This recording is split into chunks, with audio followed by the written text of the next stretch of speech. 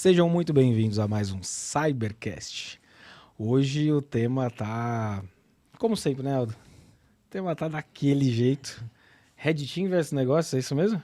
E é isso aí, hoje o negócio vai pegar fogo pelo jeito, hein? Cara, o currículo, para não ficar meia hora, a gente tentou resumir, né? Vamos lá. Tem que colar aqui, pessoal. Engenheiro de segurança ofensiva, nosso convidado. Ele é Red Team Leader. Mais de 20 CVS publicados. Contribuidor do Mitre Attack. Autor de 3 livros de Red Team e segurança ofensiva. Mais de 90 certificações na área de cibersegurança, certificações essas internacionais. E aí, será que ele conhece um pouco para a gente falar desse tema? Eu acho que tá bem habilitado para falar sobre, né? Ok? Nada mais, nada menos que quem, senhoras e senhores? Joas. Joas, Seja muito famoso bem-vindo, Joas cara. Antônio dos Santos. Ô, Opa, Joas, muito obrigado. obrigado. Muito obrigado pelo convite. É uma honra estar aqui no Cybercast. Espero contribuir muito sobre a área de Red Team e cibersegurança em geral. Então, novamente dizendo, é um prazer mesmo estar aqui. Cara, vou repetir o que a gente estava falando ali nos bastidores antes da gente entrar no ar. Cara, uma honra estar contigo. É assim, eu acho que tá ficando cada vez a régua mais alta aqui. Nossa curadoria, Aldo. Tá ficando difícil, Aldo e equipe puxado, aqui hein? trazendo caras incríveis. E muito mais incríveis, além da parte técnica, além do currículo, porque é incrível, né? O Aldo, alguns deles já conhece de longa data. Eu tenho conhecido muita gente boa, nova aqui agora. E tem sido enriquecedor, tanto do ponto de vista de tecnologia, que é o que a gente fala aqui, mas sem pessoas a gente não faz tecnologia. E gente que conhece tanto e é tão, né, acessível, é tão humilde, disponibiliza tempo e conhecimento para os outros. Que acho que essa é a proposta do Cybercast, né, cara? Sim, É total. isso, é isso. Cara, vamos começar de presente? Que agora a gente Opa. tá melhorando aqui, né, Aldo? Então, Temos aumentando a presentes. régua aí. Inclusive você que tá aí, que já veio aqui como convidado, daremos os presentes retroativos para ninguém ficar bravo. Ó, é só um singelo presente, Opa. agradecimento, a sua presença, Muito Joas. obrigado, muito Seu obrigado tempo, mesmo. seu conhecimento. Espero que você goste. E aproveitando, também quero presentear vocês com o meu livro. Opa. Né? Então, ó, o olha. livro Introdução ao Red Rapaz. Team Operations. Cara, Ó, olha aí, Alda. Caramba, cara. espero que vocês curtam a leitura. Dá pra dar um... Fechar aqui. Olha aí, bicho. É um livro muito focado na parte mais conceitual sobre Red Team. Red Team Operations. Exato. Um guia básico para suas operações. E é um livro conceitual, ele não é muito prático, mas ele te dá toda uma base sobre Red Team, como que funciona essa área, desmitificando algumas coisas referentes ao Red Team, né? Toda essa confusão que algumas pessoas fazem sobre Red Team, Pentest, etc. Então, o livro ele tenta ser direcionado a esse ponto e ajudar também não só as pessoas técnicas, aqueles que querem entrar na área de Red Team, mas aqueles que já estão na área de Red Team e precisam de um livro de cabeceira ali, um livro que precisa consultar uma informação, alguma metodologia, algum framework, e também para os gestores que querem montar aí um time de segurança ofensiva, um time de Red Team, ou querem aprimorar mais ainda o seu time. Então, é um livro para todos os públicos na área de cibersegurança. Cara, parabéns. E dessa trilogia, né? Você tem 3 livros já. Esse é o terceiro. Quais foram os outros 2? Ótimo. O primeiro foi o Introdução à Segurança Ofensiva, um livro que eu escrevi junto com o Davidson Pinheiro, Kleber Soares e o prefácio do Rubra e a apresentação do Paulo Trindade. Então, foram esses profissionais que participaram dessa construção desse livro. O segundo é esse, Introdução a Operações de Red Team. Esse é o volume 1. Então, está saindo um volume 2, então já está em processo de revisão, finalização ali com a editora, onde vai ser uma continuidade desse livro. E também tem um outro livro que é um livro mais voltado à evasão de defesas, né? O bypass e etc., que também está em processo de desenvolvimento, está ali na construção do livro. E está surgindo mais, né? Então, cada dia que passa, tendo alguma ideia para escrever uma obra, trazendo pessoas também comigo para ajudar nessa construção. Inclusive o de evasão de defesa é junto com o Felipe Pires. Então, sempre gosto de trazer ali alguns amigos, uns colegas ali de longa data para estar escrevendo o livro junto comigo também. Compartilhar Cara, muito bom. esse objetivo. Pois eu vou pedir para você autografar pra gente. Com certeza, com certeza, com certeza. Cara, animal, animal. Aldo, acho que assim, como sempre, né? Faca na caveira, quem tá nos ouvindo aí. Ah, quem tá nos ouvindo, a gente vai deixar na descrição os links para que o pessoal possa adquirir Perfeito. os livros aí, quem se interessou, acho que é legal, para facilitar. E cara, como sempre, faca na caveira. Vamos lá. Já deixa o convidado. Vamos começar. Eu vou começar pelo começo, mas depois a gente vai pegar uma pesada aqui. Já avisei o Joas, já deixei avisado, Joas. Você vai entregar pra gente ou não? Olha, depende do que... Lá ele, né, João? É, lá ele. Depende do que for aí. Você escolhe polêmico ou Polêmico. normal? Hardcore? Olha, eu vou no hardcore, né? A gente é do Red Ficou Team. vermelho lá. Vai. Joas, vamos conversar aqui com a definição, né? Acho que a gente precisa conversar com essa pergunta, né? O que seria um pentest, teste de intrusão, né? Penetration test, e o que seria um Red Team na sua visão? Ótimo. Essa é uma pergunta bastante comum, é uma dúvida geral que as pessoas têm. E qual que é a diferença? O profissional de pentest, ele tem é um profissional que busca identificar e explorar vulnerabilidades. Então, brechas. Então, você tem ali uma aplicação web, por exemplo. Qual que é o objetivo do pentest? É ele identificar potenciais brechas de segurança, vulnerabilidades, e tentar explorar para ver até onde aquela vulnerabilidade pode levar. Exemplo simples, o SQL Injection. Então, estou identifiquei um potencial SQL Injection, vou tentar explorar essa vulnerabilidade. E conseguir explorar, eu vou lá e crio um relatório, reporto para o time de desenvolvimento, para o time de segurança, dependendo do contexto que você está trabalhando ali. E aí eles vão lá e fazem a mitigação e a correção da vulnerabilidade. E o pentest, ele trabalha com escopo.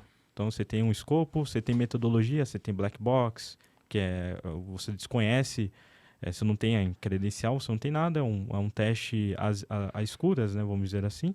O gray box, que você tem ali uma credencial, um acesso específico ali no ambiente, com um privilégio mínimo, e o white box você já tem ali um conhecimento total ali do ambiente, né? Então você já sabe, já pode ter ali usuários administrativos, usuários comuns, então você já tem um leque de testes que cada um aborda de formas diferentes. Então até a profundidade dos testes mudam. Então o pentest é isso, né? Além de ele ter escopo, ter metodologias, ele tem que seguir as regras que a empresa coloca ali, então os termos, né, dentro de NDA, você tem um NDA, você tem uns termos ali de escopo do que pode ser feito ou não. Então, o profissional de pentest, ele tem essa tarefa, identificar, explorar vulnerabilidades e mostrar o real impacto delas para o negócio especificamente. Quando a gente fala de Red Team, ele já vai para uma coisa que eu gosto do Red Team foi uma fala um artigo do George Orchelis, que ele escreve que resume muito bem esse conceito Red Team. Uma grande referência, uma né? grande referência de Red Team. Purple Team, ele é um profissional muito fora da curva. Eu gosto muito dos artigos dele, das lives que ele faz, é professor da SANS também. E tem uma frase que ele fala que é muito interessante, que você tá você olha no jornal os ataques cibernéticos acontecendo. O Red Team, ele tá ali para basicamente fazer a tarefa dele será que aquele ataque cibernético que ocorreu naquela empresa pode acontecer na minha empresa também? Como é que eu vou saber se isso pode acontecer? Aí entra o Red Team, que é aquele profissional que tem a capacidade de simular ataques cibernéticos. E ele não tem um escopo. O escopo dele é tudo que se limita à empresa que ele trabalha. Então, desde funcionários, desde tecnologias, desde processos, tudo envolve o escopo do Red Team. E o objetivo dele é tentar simular um ataque de um grupo de cybercriminosos, um grupo que a gente chama de grupo APT, uma ameaça mais sofisticada, ou até mesmo conseguir impactar a empresa roubando dados, por exemplo, simular uma infiltração de dados, simular um impacto de um ataque de ransomware, por exemplo.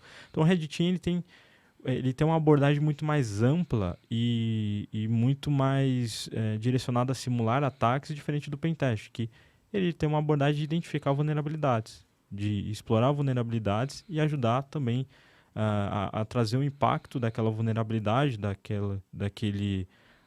de uma prova de conceito. Então, pegar um exemplo, o Log4j, né, que foi uma vulnerabilidade que fez muito barulho. Então, o pentester, ele verifica se as aplicações estão vulneráveis àquela falha e utiliza e faz um relatório, mostra o impacto para depois feita a correção. O Red Team não, ele vai pegar aquela vulnerabilidade e falar, bom, eu consigo fazer um acesso inicial por ela. Agora, até onde eu consigo chegar?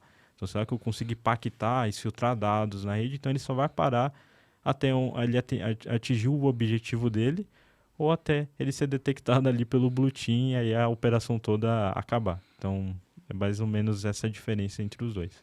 São coisas distintas, né? Totalmente e distintas. Elas se complementam. E se complementam. O pentester, o Red Team, ele tem que saber pentester, de pentest, porque ele vai estar fazendo testes recorrentemente.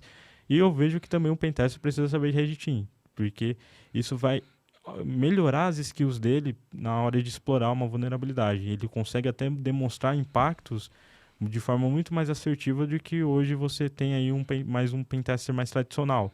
Que bom, explorei um SQL Injection, mas eu fiz o dump da base de dados, mas beleza, só para até aí. Será que eu não consigo pegar aquela credencial e acessar em um painel administrativo e fazer outros pontos? Mas claro, tem todo o limite que o pentest estabelece também, até onde o escopo delimita as suas ações, que é diferente do Red Team, que ele vai dizer os objetivos dele e aonde ele quer chegar com aquele ataque. E se ele vai conseguir atingir os objetivos dele ou não, vai depender muito da capacidade técnica que ele tem de executar uma operação de Red Team de forma geral.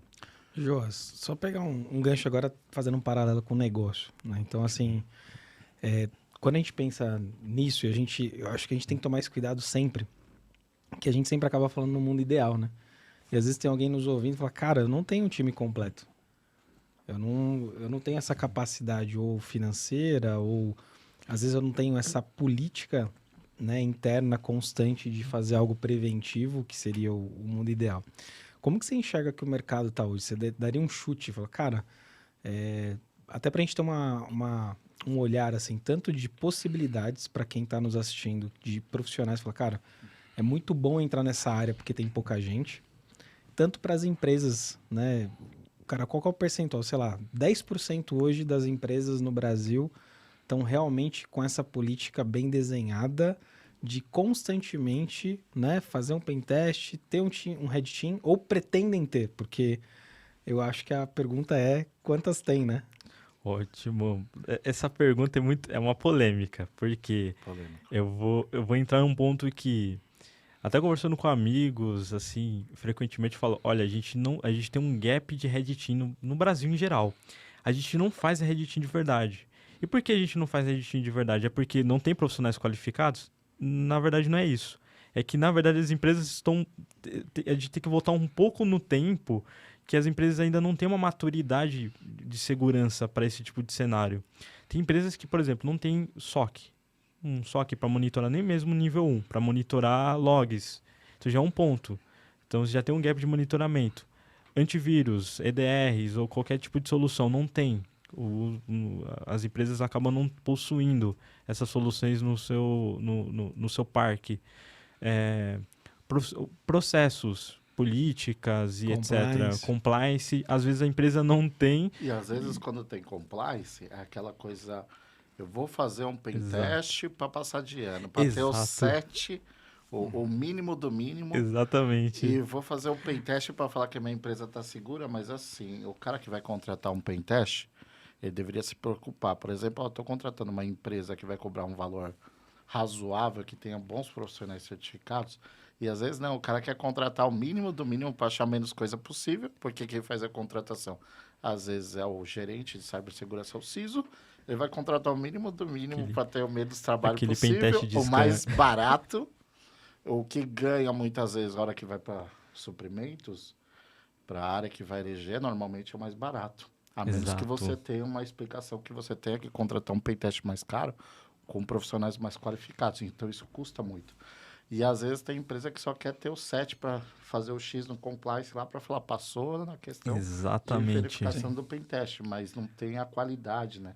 Não tem a mesma qualidade do que pegar uma consultoria específica, né? E o Aldo falou um ponto muito interessante, porque a gente, além de ter esse retrocesso no governança, risco e compliance ali, tem todo um processo que precisa construir a maturidade de cibersegurança, tem muito dessa coisa. Precisamos fazer um pentest, o cliente está nos cobrando. Pega a consultoria ali, se rodar um scanner, tudo bem. Aí, qual o prazo para fazer um pentest?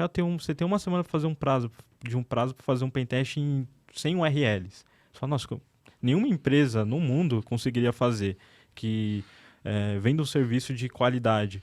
Então, porque no fim acontece lá, roda um scanner, bom, entrega o resultado. Aí no outro dia a empresa é invadida. Será que a culpa é somente da consultoria que não detectou aquela brecha? Porque as vulnerabilidades elas não são encontradas com um simples scanner. O scanner até dentro da segurança de aplicação, o scanner é um dos pontos ali para garantir a segurança de uma aplicação. Mas ele não determina se a aplicação está segura ou não. Porque o atacante em si, ele pesquisa, ele entende a tecnologia por trás e tenta explorar, seja ele criando um próprio exploit ou ele encontrando um exploit zero day, um zero day na internet, e ele compra ou ele acha algum exploit público mesmo também e explora. E quando explora essa vulnerabilidade, o impacto é grande. E aí você vê uma corrida, né? Porque todo mundo fica perdido. Bom, e agora? O que a gente vai fazer? Não sabe por qual direção vai, porque não tem um processo definido. Eu sempre gosto de falar, bom, apesar de... E essa é até uma outra polêmica que eu entro, que solução não garante segurança. Mas eu tenho todas as soluções de ferramentas que eu tenho aí, tecnologias robustas. Ok, só que você tem pessoas qualificadas para gerenciar essas ferramentas? Tem uma Ferrari, mas não tem um piloto. Não tem um piloto, exatamente. Você tem processos definidos. Então, se, por exemplo, acontecer um incidente, qual o primeiro passo ali que você vai ter para fazer uma triagem, por exemplo? Você tem pessoas capacitadas? Você tem um comitê já definido para comunicações de incidentes, para reportes de incidentes? Isso é divulgado na empresa? Não é. Mas eu tenho a Next Generation Solutions aqui que vai suprir toda a minha necessidade, que usa IA, Machine Learning, Deep Learning, tudo que é acessório de IA, mas fala, ok, isso é uma camada de segurança. As soluções são importantes, porque com ela a gente vai ter visibilidade em inúmeros detalhes ali que o ser humano não vai conseguir fazer manualmente. Então, mas elas são um ponto. E as soluções são bypassáveis, né? Eu, como profissional de Red Team, acredito que todos os colegas de Red Team que vão estar escutando esse podcast sabem muito bem que a gente tem técnicas para bypassar IDR, para bypassar XDR, DLP, Firewall. Então, e a cada dia tem pesquisadores que vão criando novas técnicas. E, bom, e se falhar minha solução, o que eu faço? E como que eu vou chegar aí? E é uma preocupação até de muitos executivos. Mas se falhar a solução, já era. Eu tô na rua. Mas peraí, como é que você garante? Então, ok, você está me dizendo que você confia totalmente na solução. Se ela falhar, então você diz que você vai ser demitido. Mas você nunca parou para pensar em como criar barreiras para que isso não aconteça? Não, nunca pensei, porque eu pedi um budget milionário ali, gastei todos os milhões com soluções. O que aconteceu recentemente aí, né, com a atualização daquele patch dessa empresa. E a gente... O update da tela azul. Cara, a gente vê... Aí, só para complementar, por exemplo, eu vi, né, muito relacionado a esse incidente, mas assim, cara, são empresas críticas que pararam, mas a galera não está cobrando. Cadê o plano de continuidade de negócios dessas empresas? Cadê o disaster recovery?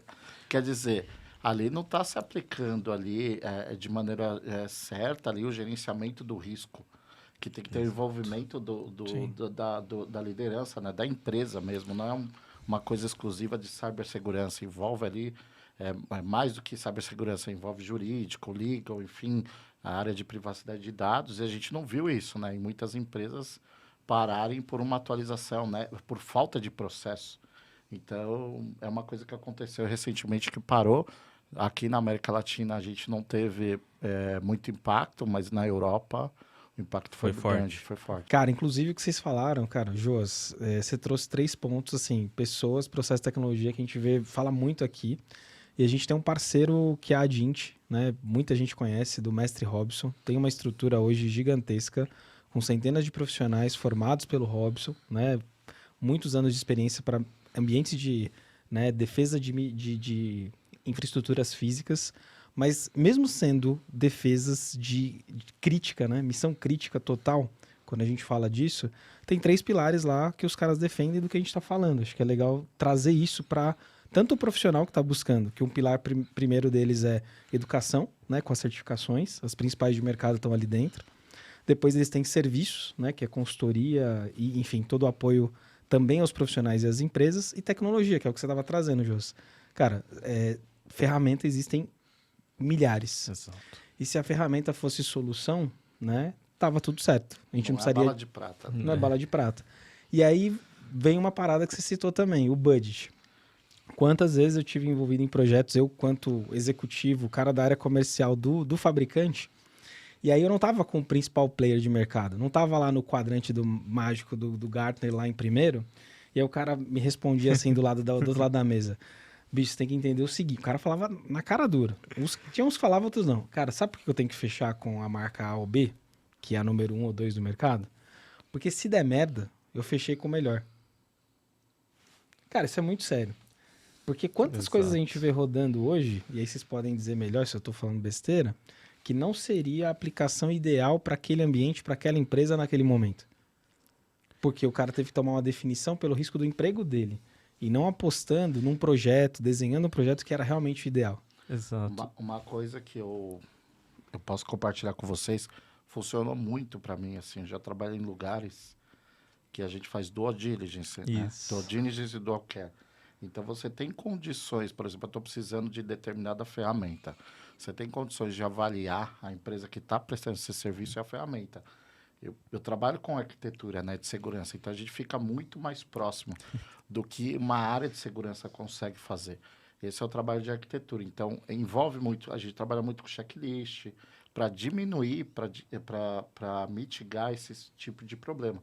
De você pegar um parceiro, às vezes, que nem você falou, sou o topo do Gartner, mas não é, de repente, aquilo que eu preciso para minha empresa, Exato. né? Então, você consegue aproximar mais do que você precisa, realmente o que você precisa, o que é factível naquele momento do parceiro ou da solução que você está.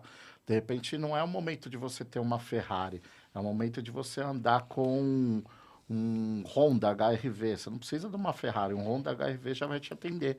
Então, você não precisa ir para a Ferrari. Aí você vai ter dificuldade de encontrar alguém que vai pilotar a Ferrari, não vai ter no mercado. Você vai ter que ter esse budget para tirar esse cara de outra empresa que já vai estar empregado. E não é só a realidade, entendeu? A gente tem que vestir ali, né? Ali tem que ter os pés no chão, né? E tem um problema. As empresas não oferem ali a maturidade de segurança ou de TI, ou às vezes oferem de uma maneira equivocada, né? Sem usar frameworks e acabam comprando aquilo, por exemplo... Um problema que tem, que eu vejo muito, é o CISO ter liberação de verba, né? E quando o CISO consegue liberação de verba do comitê ou da alta direção, sai comprando tudo. Exato. Tem que comprar, tem que acompanhar a tecnologia, recomendo ir para a RSA, comprar várias tecnologias, mas tem que entender que só tecnologia não é bala de prata. Tem muita coisa a nível de processo, tem muita coisa a nível de pessoas para se ajustar nisso. E tem um ponto, Aldo, você compra um monte de solução, mas você tem a questão da implantação, que não é avaliado os impactos. Vou fazer a implantação aqui, ou vou fazer a troca de uma solução, mas qual que vai ser o impacto nisso? Eu já vi muitas situações, vou fazer uma troca de uma solução, e aí impactar o ambiente, porque a solução às vezes não se comportou da forma que deveria, ou acabou uma configuração que tinha no ambiente, afetou o funcionamento da solução ou vice-versa, e aí gerando alguns problemas de disponibilidade, e aí como que fica, né? Bom, como que eu vou chegar no board ali e falar, olha, parou porque a gente comprou aquela solução e parou tudo. Dependendo do board, vai falar, mas peraí, você a gente pagou milhões em uma solução e você falou que não tá dando problema no nosso ambiente. Então, tem muito desses pontos que você precisa considerar. O due diligence é um ponto perfeito. Inclusive, até para em experiências assim, quando for fazer troca de EDR, fazer troca de soluções de segurança, a gente faz um caderno de teste. Então, ó, desse caderno de teste de EDR, pega ali os principais players e vê, isso daqui preenche nossa necessidade. Então, por exemplo, um exemplo bem simples, será que eu tenho muito Mac no meu ambiente, será que aquele EDR se comporta bem em Mac? Já teve soluções, players de mercados que não tinham uma expertise muito boa em Mac, estava engateando ainda em construir seus agentes. Então essa solução, apesar de ser boa para Windows, para Linux, mas ela não supre a necessidade aqui para Mac. Então temos uma preocupação aqui específica. E é isso, é fazer um estudo de mercado. Nossa, mas eu vi ali que no Gartner tá top 1, então essa deve ser a melhor. Não, analisa primeiro, vamos ver os outros players e ver o que faz sentido para você naquele momento. E garanta que exista também os processos, exista ali os processos de acordo com as soluções que você tem dentro do seu ambiente e que esses processos eles não falhem. Então, se a solução falhar, que os processos eles consigam suprir as necessidades da ausência daquela solução naquele momento. Igual os incidentes que a gente teve recentemente, uma continuidade de negócio, um disaster recovery, o backup. Será que falando em servidores, estação de trabalho é um pouco mais difícil, mas falando em servidores para continuar operando, tinha empresa que não tinha backup, ou às vezes tinha empresas assim que tinha um problema na questão do BitLocker. A chave do BitLocker, onde que está a chave do BitLocker? Ninguém sabia, mas tinha uma solução cara, mas não tinha um processo simples de inventário de BitLocker, por exemplo. É claro, você tem soluções que te ajudam, você pode acessar sua conta da Microsoft e recuperar, mas e aí, se você esqueceu a senha, Então assim, se o processo falhar, né, tipo, sai um funcionário que é bom na gestão daquela ferramenta, acabou, ninguém mais vai mexer naquela ferramenta, já era, só ele sabia. Então, tem muitas coisas assim que as empresas vão esquecendo e quando acontece uma situação, eles falam, opa, agora a gente precisa, mas não, você sempre precisou, você só olhou agora. E também não adianta a gente culpar só as empresas de solução por algo, né? Não, agora eu vou trocar a solução. Mas calma, tipo, assim, você vai trocar, mas o porquê, você vai fazer toda essa movimentação de troca da solução por conta de um incidente que aconteceu, mas não foi nenhum um ataque cibernético, por exemplo, você vai fazer toda uma troca para uma outra solução que também pode falhar nesse sentido. Então, é analisar o que aconteceu, entender, cobrar as empresas, a empresa de solução, da solução que você tem. Fala, olha, está acontecendo isso, aconteceu isso, aquilo, como que você vai resolver? Como que você vai fazer? Como que você vai me ajudar aqui no meu lado? Aqui fazer todo o acordo comercial, negócios e etc. Mas, não, vou trocar, vou pegar o segundo do ranking ali do Gartner. Ok, mas pode ser que tenha os mesmos problemas, ou pode ser que ela nem atenda a sua necessidade. Sim. E aí, o que você vai fazer? Tem uma coisa em arquitetura que chama capabilities. Você consegue trazer esses capabilities de negócio e ver se realmente está nesse momento que você precisa da Ferrari. De repente, normalmente não está nesse momento que você precisa da Ferrari. Está no momento que você precisa da HRV. A HRV está ótimo para esse momento. Não é o momento da estratégia ir direto para a Ferrari. E tem essa compreensão, né? Por isso que é legal você ter uma arquitetura, né? Enfim, um EA, um departamento para te promover isso aí. Aí, através de um framework que você faz a medição e você vê se você tem maturidade naquele processo para ir já para a Ferrari. Enfim, a sua realidade, os seus números, e aí você consegue oferir tudo isso com dual diligence, com dual care, tudo isso que a gente estava falando, né? Com checklist, caderno de teste, POC, enfim, com todo esse arsenal aí. Cara, eu acho que isso que vocês estão falando tem a ver com o que a gente falou no Bastidores, que o Joas falou, cara, um dos livros que eu escrevi, o que tá para vir aí também, né, em novembro, é para tapar uma lacuna, que é justamente a área de negócios, né, com Red Team, quando a gente começa a olhar essa disparidade, porque eu acho que no final do dia o que a gente está falando aqui é sobre maturidade, para possivelmente ter uma governança que olhe tudo isso e aí sim eu tenha tudo isso embaixo de um guarda-chuva, onde, independente da ferramenta, se ela é baixo investimento ou alto investimento, cara, a usabilidade é tempo.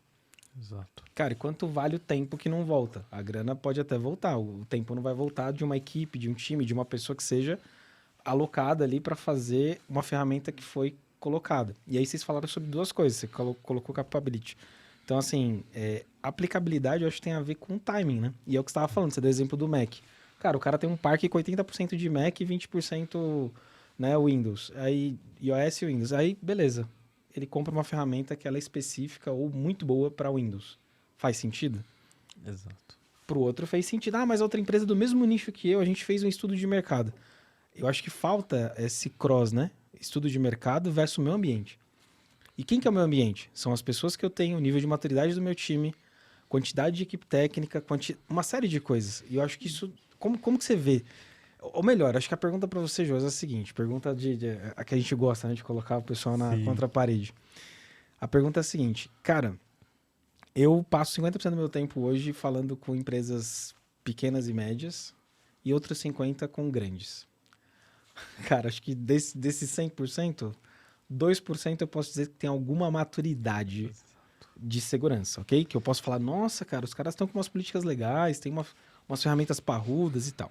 Então, quem está nos ouvindo, provavelmente está dentre as que, cara, aqui no meu ambiente tá faltando coisa pra caramba. Esses caras estão falando umas coisas aqui que seria um sonho, talvez.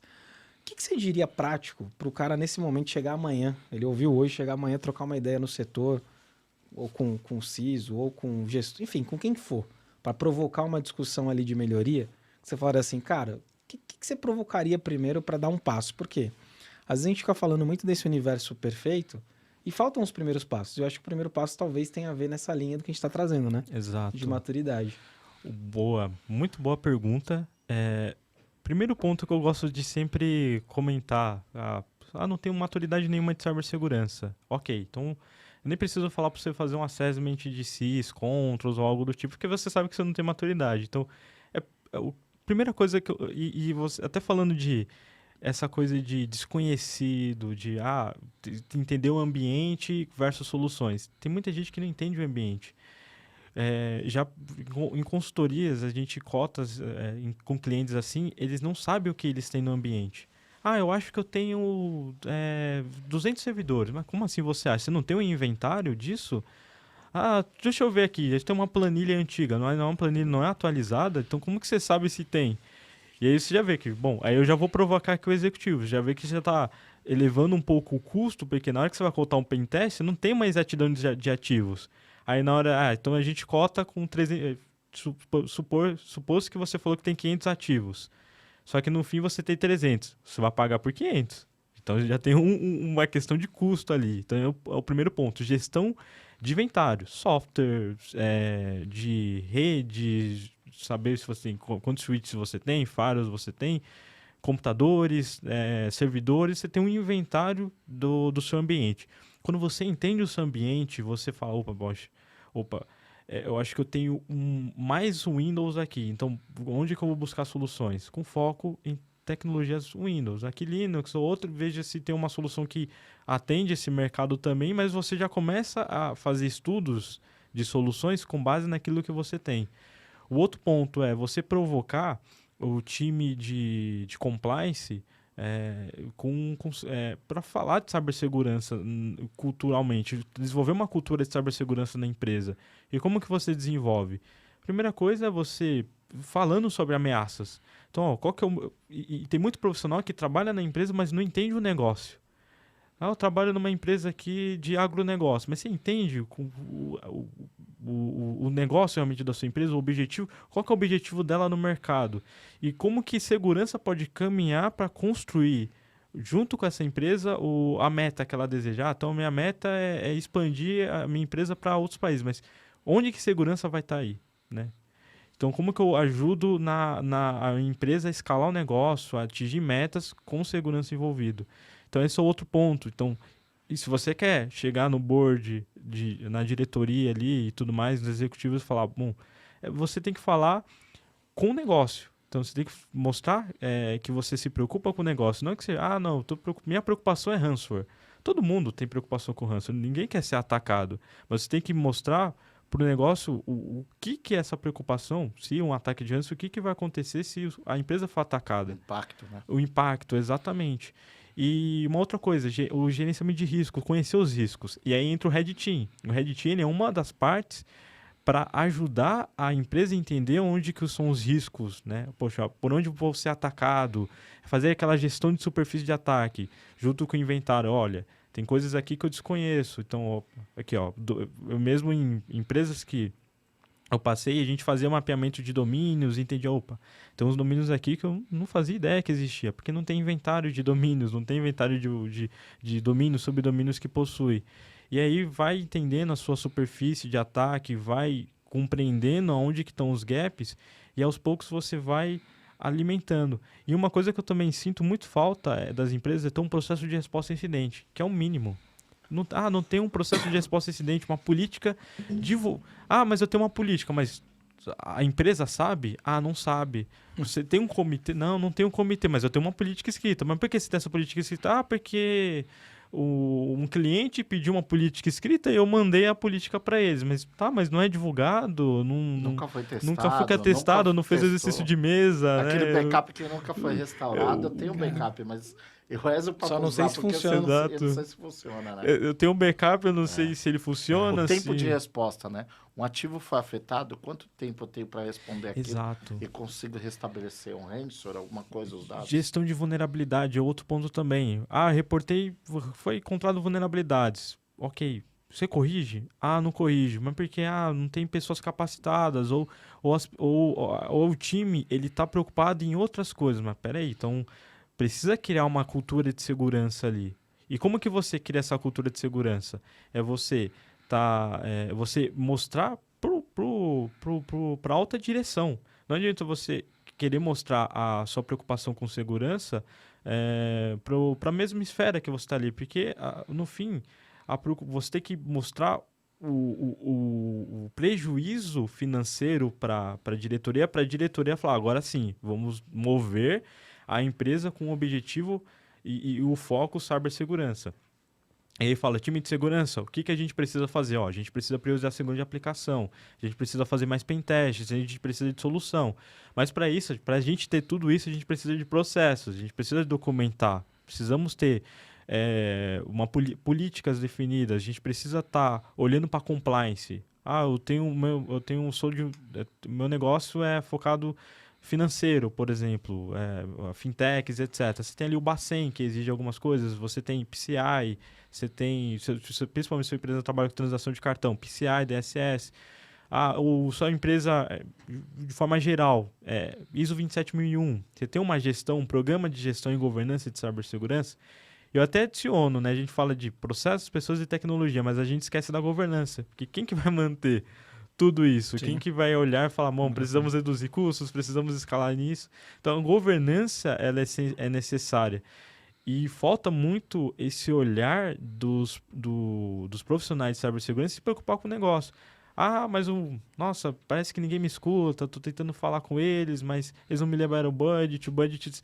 E é sempre aquele argumento, né? A empresa fatura bilhões, mas o budget para cibersegurança é uma Coca-Cola, assim. Fala, não, peraí. Se acontecer uma invasão, quem que vai ser o primeiro? Se acontecer qualquer incidente cibernético, quem vai ser o culpado? O time de segurança.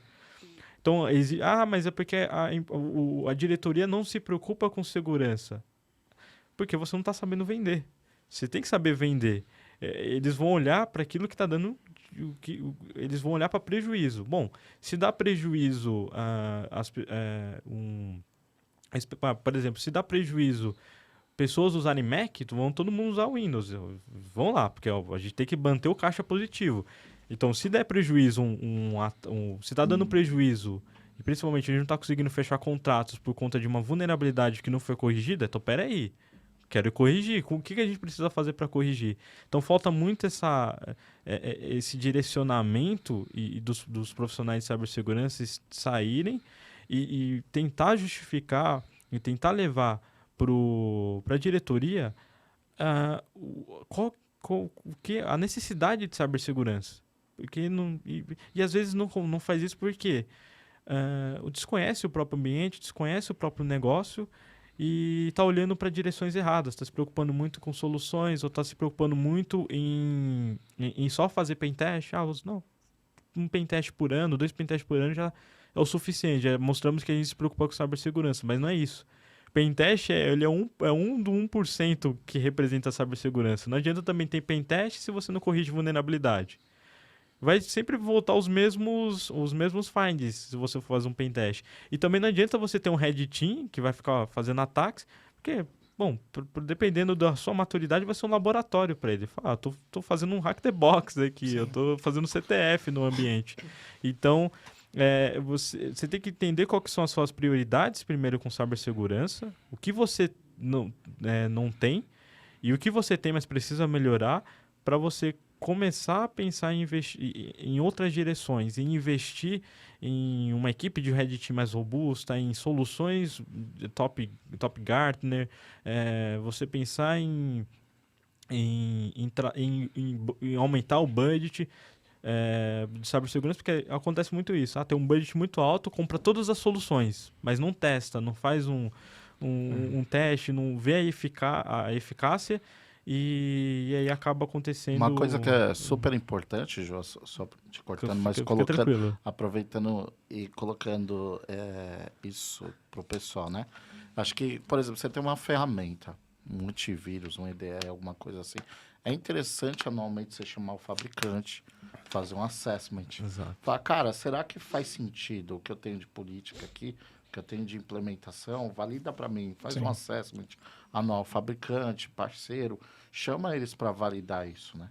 Exato. De repente pode ter um gap lá, você pode descobrir um gap monstruoso e o fabricante faz esse assessment para você, faz esse trabalho, né? Às vezes nem cobrado né? E tem um ponto, as soluções e as empresas têm que trabalhar lado a lado para a melhoria das soluções. Tem empresas de soluções que ignoram totalmente a necessidade do cliente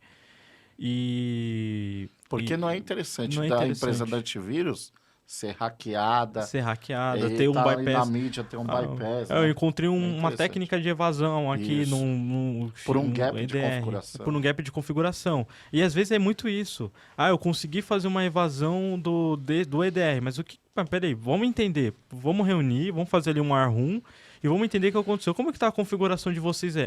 Por isso, não está habilitado, o behavior está médio, não está alto. Então, se você colocar o testa agora, detectou, viu? Então você fica, interessante. Porque é isso, é teste. Por isso que o Red Team ele existe para isso. Qual que é a necessidade de ter um Red Team? Eu só posso contratar uma consultoria externa. Não, o Red Team está ali todos os dias testando as suas soluções, mas não só as soluções, os seus processos também. Resposta a incidente. Bom, simulei um ataque de negação de serviço. Vamos ver como que a resposta a incidente atua. Nossa, aí tá todo mundo... o que tá acontecendo? Não sabe para onde ir. Aí você fica, peraí, então temos um gap. Não fez a triagem corretamente. Peraí, não entendeu que tá o problema, não soube investigar.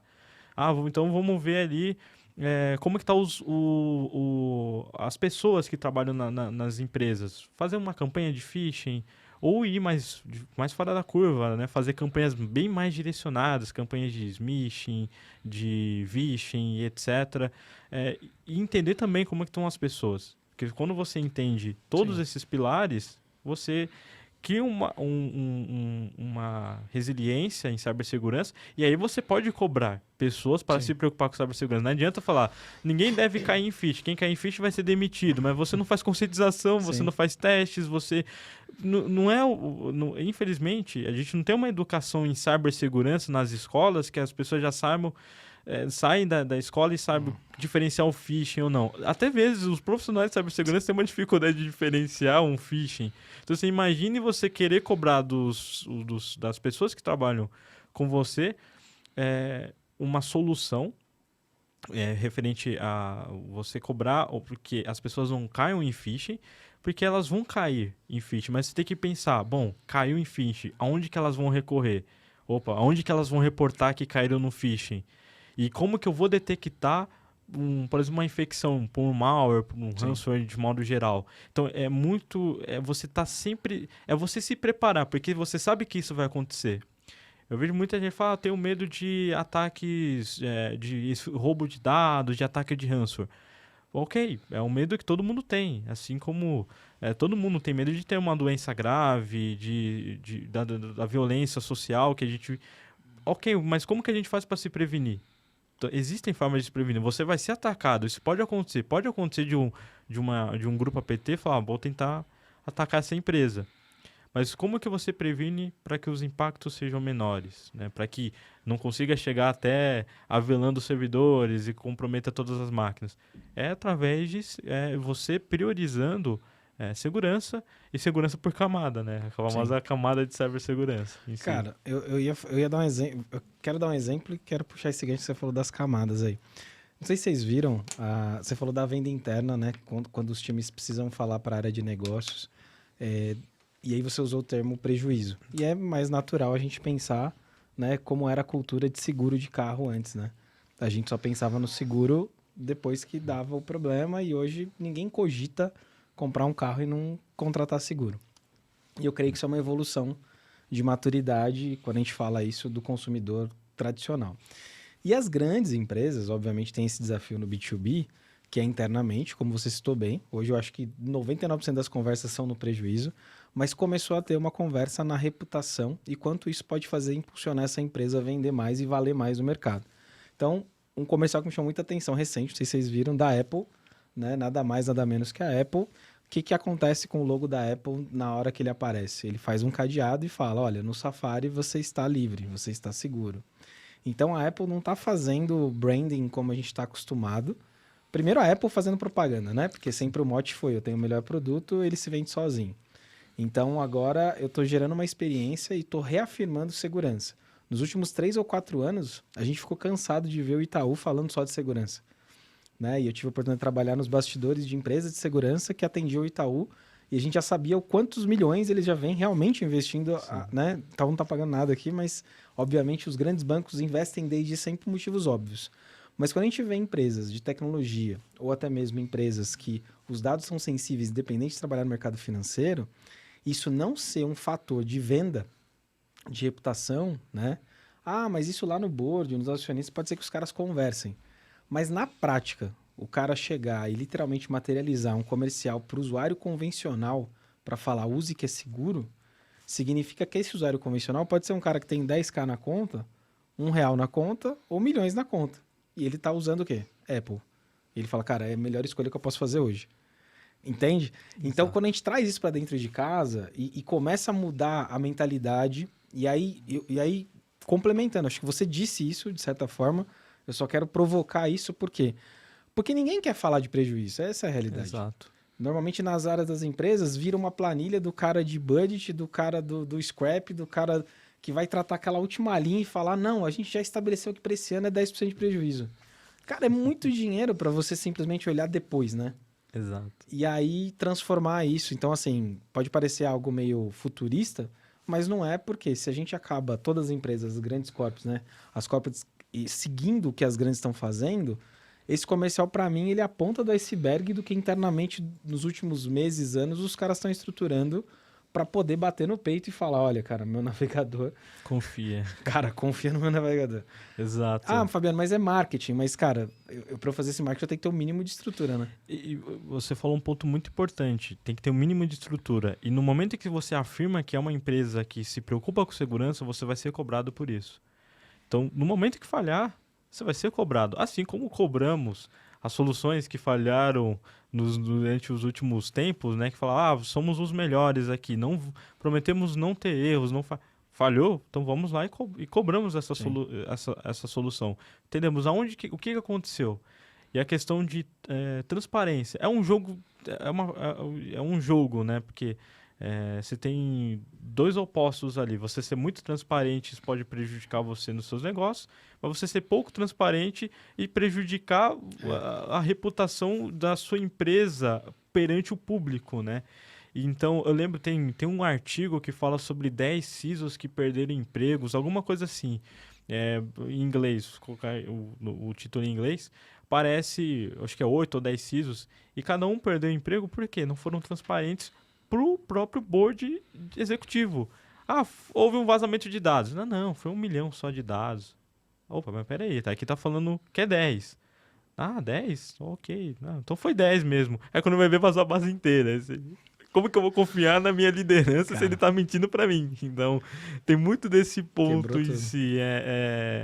Essa questão com negócio, cibersegurança em geral. Algumas coisas, né? A gente falou de coisas muito importantes, mas assim, cara, acho que você tocou em alguns assuntos, vocês tocaram em alguns assuntos. Por exemplo, o Joas falou ali de gestão de ativos. Falou de visibilidade. Então, o começo de tudo a gente entendeu. Shadow IT, visibilidade. O cara não tem nem visibilidade do que... Ele está num nível de maturidade tão raso que ele não tem nem nível 1. Ele não sabe o que ele tem no parque. E como que o cara não sabe, ele vai fazer um gerenciamento de risco, ele vai falar de análise qualitativa, quantitativa. Que a gente está falando de, por exemplo, o brand da marca. Envolve muito, não só a análise, as duas análises, quantitativa e a qualitativa, para a gente ter esse valor de brand. Aí o Joas falou, por exemplo, de cenários de CISOs que não fizeram o gerenciamento de risco adequado.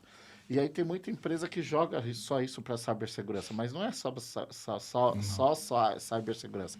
É jurídico envolvido, área de riscos envolvida, área de privacidade envolvida. Privacidade, às vezes, não tem todos os controles do LGPD, não tem os dados mapeados, não tem a DLP implementado. A gente já está falando de IA, a gente já está querendo surfar numa onda muito tecnológica, sendo que a gente não tem o arroz com feijão. Não tem. E isso é uma tônica.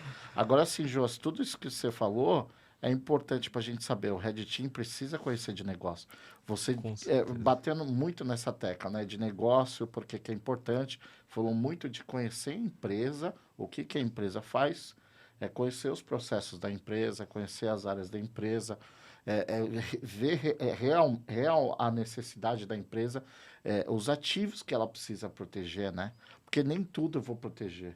Eu vou ter as joias da coroa ali, que eu realmente eu tenho que investir um valor muito maior e de repente aquilo eu vou abdicar, eu vou assumir o risco daquilo. Como no seguro, de repente eu tenho um carro que é o mais roubado e de repente a seguradora nem quer fazer seguro para o meu carro e, cara, eu tenho que assumir o risco porque eu sei que esse carro é o mais roubado, eu vou ter que colocar uma trava carneiro, vou ter que colocar uma multilock, eu vou ter que criar mecanismo ali para tirar o fusível, para o cara não conseguir ligar, colocar o fusível, levar. Então, tem muito disso de segurança adaptativa, né? A gente tem que entender cada vez mais isso, mas o que a gente precisa saber é que a gente não pode tomar uma decisão, eu acho, que é equivocado do CISO bater no peito, a área de segurança sozinha bater no peito, e tomar uma decisão, né? Tem que ser compartilhado com muitas áreas para não ter esse gap, né? Exato. E você falou um ponto muito interessante dos seguros, do Red Team e conhecer de negócio, né? Falando até de seguro cibernético, em casas que eu passei, o seguro cibernético você tinha que ter uma maturidade em cibersegurança para você ter. Não adianta, quero contratar um seguro aqui, mas peraí, o que você tem de cibersegurança? Você realmente se preocupa? Então, e aí faz uma avaliação com NIST, SysControls e etc., para verificar se a sua maturidade permite você ter um seguro. Aí, ok. Então, até nisso, sou uma empresa, tenho minha preocupação com segurança. Vou contratar um seguro, mas espera aí. Você tem o arroz e feijão, o básico. Você não tem política. A política foi escrita há 10 anos atrás, nunca foi atualizado. Então, tem muito desses pontos. E o Red Team, falando de negócios, né? O Red Team tem que entender bem do negócio para justamente isso. Ele mostrar os riscos e chegar, pessoal, a gente tem esses pontos aqui. Como é que a gente corrige? Bom, vocês vão responder. A galera de GRC, Blue Team, Cloud Security, etc. Vocês vão... O Red Team ele é uma ponta ali estratégica, uma ponta bem estratégica para demonstrar os riscos, para falar, olha, a gente tem um risco, mas eu quero ver qual que é o impacto, eu quero fazer esse risco, essa ameaça, esse risco aí, mostrar o impacto real dela. E quando a gente fala muito nesse aspecto de impacto, falta muito essa demonstração do Red Team entender como que o negócio trabalha para ele mostrar esse impacto. Porque quando a gente fala do nosso parte técnica, né? bom, o que, que é uma escalação de privilégio? É uma escalação de privilégio. A gente consegue de um usuário comum ir para um usuário root, um administrador de sistema. Ok, mas como que você explica o que, que aconteceria? Qual que o impacto seria esse problema? Qual o impacto seria se eu fizesse a evasão do EDR? Ah, bom, beleza, fez a evasão do EDR, mas qual que é o impacto depois disso? Tipo, como que você demonstra esse impacto? Ah, eu consigo fazer movimentação lateral, consigo escalar privilégio, consigo fazer pivô para VLAN de servidores, por exemplo. Então, opa, já tem um risco, a gente precisa Contingência, olhar. né? Não, Exato. não tem contingência, tem que ter, né? O Joás, eu vou fazer uma pergunta para você. Claro. Eu tenho alguns anos de experiência. O que eu sinto de gap na área de cibersegurança, o que eu vejo no mercado em geral, é muito o seguinte. Por exemplo, a gente tem brilhantes publicações na internet, por exemplo, da IBR, um documento da Verizon, que é uma das auditorias mais respeitadas que existe no mundo afora, né? E a gente tem vários nichos. Por exemplo, tem o nicho de retail, aí você vê as maiores ameaças. Coisas básicas, por exemplo, esse documento pode ser baixado na internet, você coloca lá um Exato. e-mail, pô, você sabe quais são as principais ameaças para o seu negócio. Tem ferramentas que você tem que avalia, por exemplo, você tem uma empresa de retail, de varejo, vai avaliar como estão as outras empresas e como está a sua segurança, e te mostrar. Você está acima dessas empresas, você está abaixo dessas empresas. E até para o seguro cibernético isso é muito importante, até diminui o valor do seguro cibernético. Se você conseguir comprovar isso, que você está numa maturidade maior de cibersegurança. Agora, o que eu fico mais preocupado é a questão de priorização. Por exemplo, eu sinto muita falta, eu vejo muitas equipes de cibersegurança, mas a gente vê que ataca em várias frentes, mas eu sinto muito uma sensação assim, de priorização de algumas coisas que não é realmente tão relevantes com relação a outras mais importantes. Então, por exemplo, tem muitas frentes importantes descobertas, que vai causar um impacto, um risco, um negócio, uma parada geral, e que não está sendo feito nada, que é zero de maturidade, e na outra a área tem uma maturidade enorme, mas não vai ter um impacto ali, um risco para o negócio, e está se investindo uma grana. Então, eu acho que é cada vez mais difícil de se encontrar, até dando um spoiler, um recado para o pessoal, de ter profissionais de saber ali a probabilidade da exploração daquele risco, por exemplo, de uma vulnerabilidade. Porque, por exemplo, o pessoal fala, putz, essa vulnerabilidade pode acontecer isso, mas qual o nível de exploração ali que pode ser aceitável ou não da minha empresa? Qual que é o apetite de risco do meu negócio? Apetite de risco. Saber o apetite de risco também, né? Isso é muito importante. E a área de segurança tem muito isso, de priorizar, às vezes, coisas que não é tão importante. E ter defesa daquilo, né? E eu sinto muito isso. Essa característica profissional cada vez está ficando mais escasso da gente encontrar Exato. profissionais em cibersegurança que sabem realmente, por exemplo, eu vou falar, protege isso porque isso é mais importante em detrimento de todas as coisas de cibersegurança. E você não consegue localizar em profissionais que têm esse feeling, que têm essa Consegue compreensão. detectar também. Por quê? Porque esses tipos de profissionais são profissionais que já viveram muito de experiência e estratégico. Por exemplo, a gente pergunta assim, Joas, um profissional de Red Team, na sua visão, tem que saber de Blue Team? E aí, claro, que você tem um profissional que sabe de Red, de Blue Team, puta, ele já tem ali uma experiência, né? Já tem uma rodagem. Então, ele tem mais feeling na teoria, do que um profissional que entra Sim. direto na área de Red Team. Pode acontecer isso. Até fazer uma pergunta, o Josi, o profissional de Red Team, ele precisa conhecer de Blue Team? Ele precisa conhecer todas as áreas, na minha opinião. Todas as áreas. Uma coisa que eu gostei, assim, apesar de eu ter dedicado a minha carreira voltada à Red Team, eu passei por outras áreas, né? Eu já passei por consultorias com GRC, passei por consultorias com AppSec, Cloud Security, então consegui embarcar em várias outras áreas e entender como que essas áreas trabalham. E isso me beneficiou como profissional de Red Team. E me beneficiou em quê? Em detectar quais são as preocupações que cada uma dessas áreas tem. Aonde que está as joias da coroa. E onde que está ali o calcanhar de Aquiles, né? Das empresas. Então, você passa também por vários setores e vai entendendo e você fala, olha, talvez a gente está olhando para o lado errado. A gente está se preocupando, Blue Team. Profissional Red Team precisa saber de Blue Team, com certeza. Por quê? Ele vai conseguir, além de ele conseguir direcionar os testes dele com a capacidade que ele tem como um Red Team, ele vai conseguir também propor aonde que o Blue Team deve olhar e quais direções. Olha para isso porque os atacantes estão explorando dessa forma. Porque às vezes o Blue Team ele não tem o feeling de entender, pá, beleza, eu aprendi que a escalação de privilégio é a capacidade do atacante escalar de um usuário comum para um usuário com um privilégio maior que o dele. Mas quais são as técnicas, o modus operandi? Como que eu detecto isso na minha solução? E como que eu responderia se um ataque desse acontecesse? Então, o Red Team consegue trazer esse norte, essa informação e falar, Blue Team, é o seguinte, é assim que você detecta o ataque, é assim que você que faz uma análise, uma investigação do ataque, onde que gera eventos no Windows. Beleza.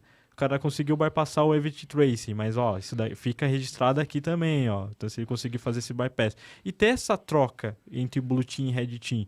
Uma coisa que eu sei, até no meu livro fala muito sobre isso, né? Essa troca, essa inimizade que já foi colocada, essa guerra, né? Blue Team versus o Red Team, eu acho que morreu Tem muito porque... esse atrito, né? Exato. Entre Blue e Red, né? Blue e Red. E eu até brinco hoje, acho que o atrito hoje não é mais Blue Team versus Red Team. E não é mais Red Team versus segurança, porque Red Team ali é o que faz sempre o barulho, e todo mundo de segurança fala, para aí, né, os testes aí, mas eu acho que o pilar, o inimigo agora é outro, né? O inimigo agora é o negócio, porque é Red Team versus a segurança versus o negócio. Eu acho que né? isso é porque já foi estabelecido um nível de maturidade maior. Exato. Quando a gente está no nível Blue e Red, a gente está falando de uma maturidade ainda menor, ainda em compreensão disso. Aí já passou dessa esfera. Não surgiu o Purple ainda. Às vezes, eu tive, por exemplo, um caso, eu vou contar, né? Por exemplo, uma história muito que fala muito disso também, da maturidade também. Que a gente tem que saber o time da gente ter esse nível de maturidade, essa cultura dentro da empresa. Por exemplo, trabalhava numa empresa, a gente tinha uma empresa que fazia pentest terceiras, né? E essa empresa fazia bons anos e pegava a mesma vulnerabilidade e falava, isso aqui é uma vulnerabilidade X, porque o cara estava focado num pentest e ele queria achar falha, vulnerabilidade. O cara estava focado no CVS Base Score da falha ali, se é crítico, qual que é a nota.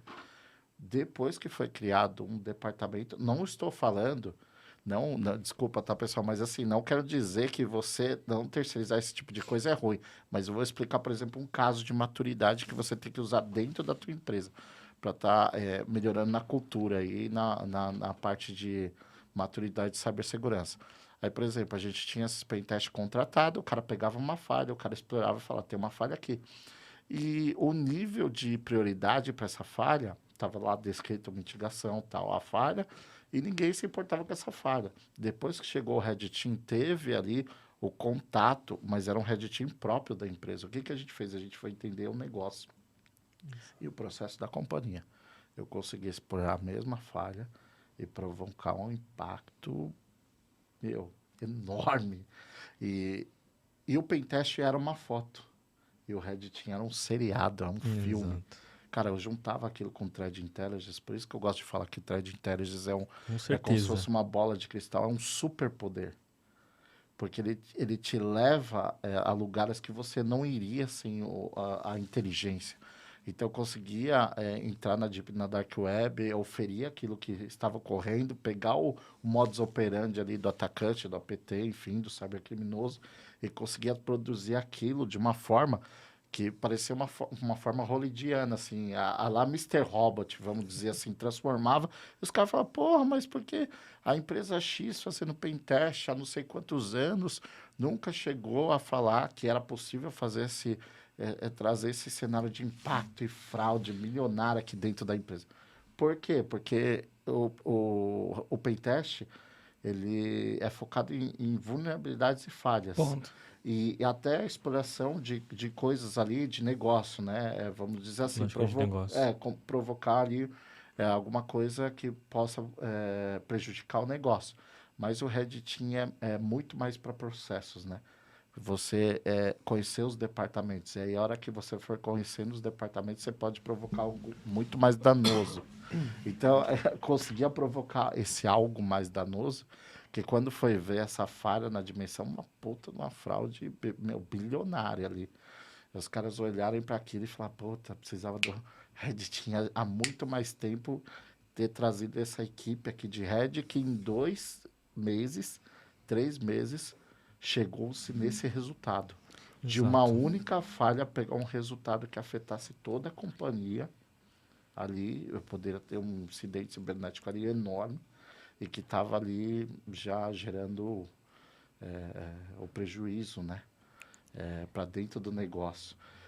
Eu não quero dizer que as empresas precisam ter um Red Team interno.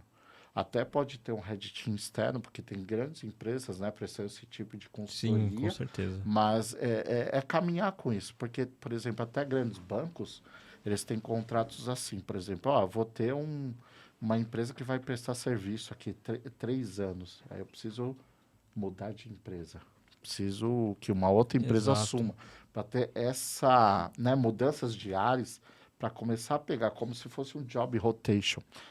Então, isso é super importante. Eu acho que tem um time de você terceirizar, tem o time de você ter interno e talvez de repensar em terceirizar novamente. Exato. Você tem que ter esse pensamento de sair da mesmice. E eu queria te perguntar sobre isso, Jô. Você acredita que qual seria um período ideal, né, cíclico aí que as empresas deveriam provocar, né? Porque o que o Aldo trouxe, a gente pode olhar como robusto, mas eu olho como necessário, porque se você faz só um pedaço, você não está explorando o que possivelmente um atacante vai explorar amanhã, e aí você não tem essa política, né? Então, o que seria um ciclo ótimo aí? A cada X meses, como é que seria isso? Perfeito. Um detalhe que eu achei muito interessante do que o Aldo comentou, o Red Team, ele é mais tático. O Pentester, seja ele de terceiros, ele não tem a malícia do negócio, ele não entende o negócio, ele entende a vulnerabilidade, ele entende de explorar vulnerabilidades. Então, chega uma vulnerabilidade crítica que você olha e fala, não, mas isso não é crítico para nós. E isso acontece, a gente sempre, quando faz um pentest ou recebe um pentest de uma consultoria, a gente olha e fala, não, mas isso daqui não é crítico. Mas, Jonas, só para colocar um detalhe, um ingrediente a mais, uma pimenta a mais, para deixar mais difícil a resposta para o Jonas. Perfeito. Por que eu cheguei naquilo? Porque eu fazia threat modelagem de ameaças com a PPSec e tinha um puta de um conhecimento de threat intelligence. Então eu incorporei tudo isso dentro do Red Team. O que eu vejo? Tem caras muito bons em pentests, caras. Eu sou da old school, escola velha. Sim. Quando você fala de Red Team, threat intelligence para esses caras, eles estão pensando que é só uma nova palavra, como se fosse um hype, uma coisa da moda, e não é, cara. Aí você fala, fala de SecDevOps, DevSecOps, aí os caras falam, tudo isso é desenvolvimento. Mas às vezes tem diferenças, por exemplo. O exercício de emulação de adversário ele pode ser usado com Threat Intelligence num framework diferente de Threat Intelligence. Então, eu fiz um exercício de emulação de adversário com esse framework incorporando o Threat Intelligence no meio. Foi aí que eu consegui, junto com modelagem de ameaças, aplicar modelagem de ameaças junto com Threat Intel, para chegar nesse resultado. Então, é por isso que eu falei do superpoder, você saber tudo isso. Porque você consegue chegar aonde somente o pentester ele não vai chegar. Exato. Vai ter um limite ali, vai ficar estagnado ali, ele não vai conseguir chegar. E um ponto muito interessante, modelagem de ameaça andando lado a lado com um pentester, por exemplo. O time de empresas que eu trabalho, a gente tem ali o time de AppSec, tem Red Team, tem profissionais ali com os seus segmentos específicos e muito do que um faz, a gente absorve também. Então, fiz uma modelagem de ameaça. Deixa eu ver. E a gente tenta explorar com base na modelagem de ameaça. Você citou um outro ponto importante, que é o Threat Intelligence. O Red Team, ele tem consumo de Threat Intel. Não existe Red Team se não existe Threat Intel. Inteligência. A gente tem que pensar igual militar, né? Operação militar. Se não existisse a CIA, muitas operações militares seriam fracassadas, né? Por exemplo, a operação do Bin Laden, da captura. Apesar de ter ocorrido alguns erros, como as pessoas falam, mas sem a inteligência, não existe uma operação tão bem sucedida. E quando a gente fala de simulação de adversário, emulação de adversário, por exemplo, o Tiber, que descreve muito essa coisa de Red Team, Threat Intel, ele mostra como que o Red Team ele pode estar consumindo do Threat Intelligence, se tiver uma área, ou ele mesmo fazer o Threat Intelligence dele, para coletar indicadores, IOCs, IOAs, né, e tudo mais, e usar isso daí para criar uma campanha, uma simulação de adversário, uma campanha de simulação de adversário ou uma emulação de adversário baseada no que reflete a realidade da sua empresa. Porque a gente vamos pegar lá tudo, porque, por exemplo, a simulação de adversário, vamos pegar ali a cadeia do CyberChain, os 7 passos, os TTPs lá, né? E pegar os TTPs do Mitre e vamos rodar. Não funciona assim. Tem muita coisa que não faz sentido. Então você tem que adaptar com base em inteligência por ameaça. E aí, se você tiver uma modelagem de ameaça para, quero fazer um teste, uma simulação em um ambiente específico, ou em um produto específico, ou alguma infraestrutura específica, e rolou e fez uma modelagem de ameaça, inclusive até o PTES, o framework de Pentest, tem uma parte ali só de modelagem de ameaça. E porque é importante você entender como que aquela tecnologia funciona e quais são os potenciais, e falando em lógicas de negócio, questões de negócio, o que o atacante poderia explorar. Então, se a aplicação trabalha com banco de dados, então, temos um potencial fator ali de injeção de SQL. Então, claro, é um conjunto de fatores para determinar ameaças e vulnerabilidades. E o Red Team tem que consumir muito desse aspecto, ele entender e é assim que ele também conhece o negócio, que sei lá, tem um time de AppSec que faz modelagem de ameaças, você estuda essas modelagens e fala, tem pontos aqui que são críticos para a empresa, e eu vejo que isso encontra-se em outras esferas, então a gente tem um ponto de atenção. Só que falta esse feeling de profissionais de entender, qual que é o momento de eu fazer, o momento de ter um Red Team interno, de eu ter um AppSec, um time de AppSec, porque não basta, vou ter um time de AppSec, mas eu não vou investir em processos, em tecnologias, em governança. Deixar os AppSecs ali só como etiqueteiros de pentest, faz um pentest ali, retorna que está vulnerável, não há correção. Não, você tem que usufruir 100% das áreas. E como que você vai saber que você está preparado para cada uma dessas áreas? Entendendo o seu estado atual em cibersegurança, a maturidade de cibersegurança, entendendo os passos que você vai dar, e às vezes dar passos muito largos pode prejudicar coisas que você ainda não olhou ainda.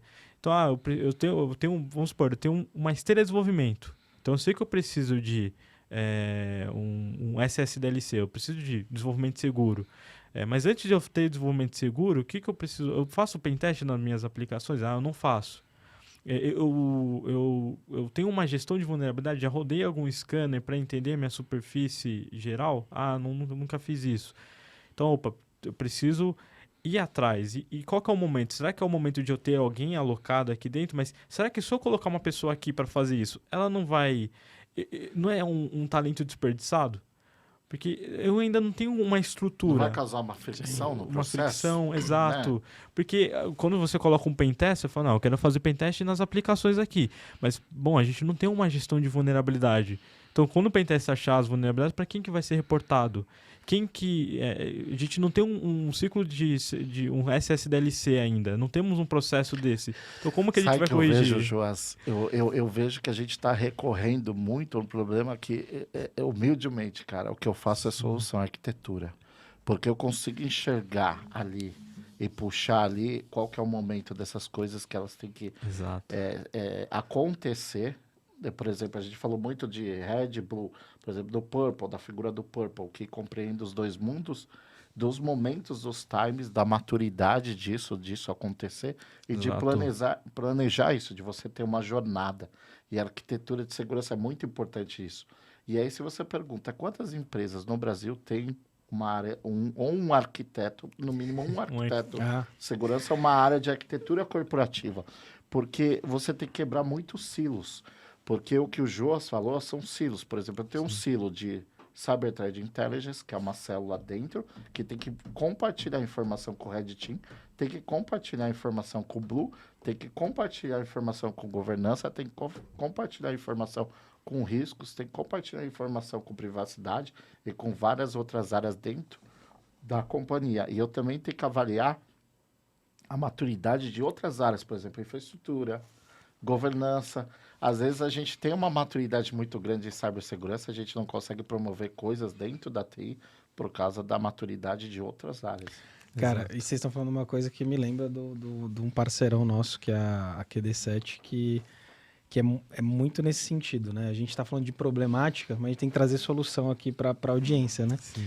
Então, assim, quando as empresas têm esses desafios e eu preciso de velocidade para resolver, às vezes terceirizar pedaços disso é importante. Então, a gente traz a QD7 normalmente indicando, já ajudou várias empresas da audiência, projetos robustíssimos, inclusive os caras já olham criptografia quântica, segurança numa pegada um pouco do que a gente já está vivendo, né? Mas sem deixar o básico bem feito que a gente falou tanto aqui. Cara, infraestrutura, arquitetura de rede, o básico, se você não tem as camadas bem desenhadas, cara, não adianta. Lá na frente eu vou botar uma ferramenta, vou colocar uma solução que aquele projeto de segurança não vai se adequar porque eu não tenho uma base bem feita. Então, o background dos caras é muito nesse sentido, né? Já vem de infraestrutura. Então, é alguém que a gente sempre traz ali como opção. Porque, às vezes, o pessoal nos procura depois do episódio, José, e fala assim, tá, agora vocês se ferraram comigo, cara. Vocês falaram um monte de coisa, eu tô vendo que eu tô a pé. E aí? Por onde eu começo? Então, a gente está muito disponível aqui. A gente está até, né, no próprio Cybercast, tanto os convidados quanto a gente, né, pós-episódios aí abrindo, né, um canal de comunicação para a gente poder continuar essa troca de ideia. Essa é uma novidade aí que a gente está conversando da melhor maneira de fazer isso, de uma maneira fluida, de uma maneira muito... como a gente faz aqui, mas seguir essas conversas. E essas empresas que a gente traz, realmente, pô, a gente está colocando a nossa cara aqui, né, como credibilidade de que realmente vai poder ajudar. Porque eu acho que não existe, como o Aldo sempre traz, bala de prata. É uma junção, né, como qualquer terceiro. E eu acho que a terceirização, já que a gente está falando tanto de gestão e maturidade, eu acho que para alguns momentos das empresas é mais fácil gerenciar e botar amarrado no contrato as responsabilidades desse terceiro do que ele ter que arrumar dentro de casa. Porque dentro de casa ele vai ter que mexer em várias camadas de gestão para seguir aquilo. Ali não, uma vez que você determinou um gap, você botou isso bem amarrado no escopo e aquela empresa precisa cumprir, você cobra essa empresa. Exato. E ela entrega. Ponto. Né? Então são caminhos aí também, né? São estratégias. E você tem que eliminar os silos para você também ter pessoas internas. Sim. Porque é igual aquela coisa, imagine você ter milhares de carros de luxo, Ferraris, Bugattis, etc., mas a estrada onde você mora é cheio de buracos. Você tem que primeiro consertar os buracos, aí depois você pensa, bom, agora eu vou... Por isso a governança. Exato, a governança. Então você tem que pensar, agora eu vou trazer o fulano lá da empresa tal e vou oferecer a melhor proposta para ele. Porque você colocar pessoas muito boas ali... Você vai colocar um leão dentro do Exato. zoológico. Aí você vai falar, nossa, o cara não, vai ficar peraí. infeliz, vai pedir as contas porque eu não consigo fazer meu E trabalho. aí, o primeiro pessoal trabalho entende. que ele faz, ele mostra tantos Arregaça problemas, né? Aí ele fala, não, peraí, calma aí, vamos E deixar chega pra lá. agora, os problemas aqui, agora são só com Não, você. agora o é cara você. fica assustado. Aí você vai já resolver os problemas. E assim, você não pode, principalmente fala de Red Team, você deixar o cara de Red Team preso, ele vai embora. Ele vai embora. Então, assim, você tem que garantir que, bom, já tem os processos definidos. E até uma coisa que a gente sempre tá falando de processos, né? Mas, nossa, eu preciso ter realmente processo?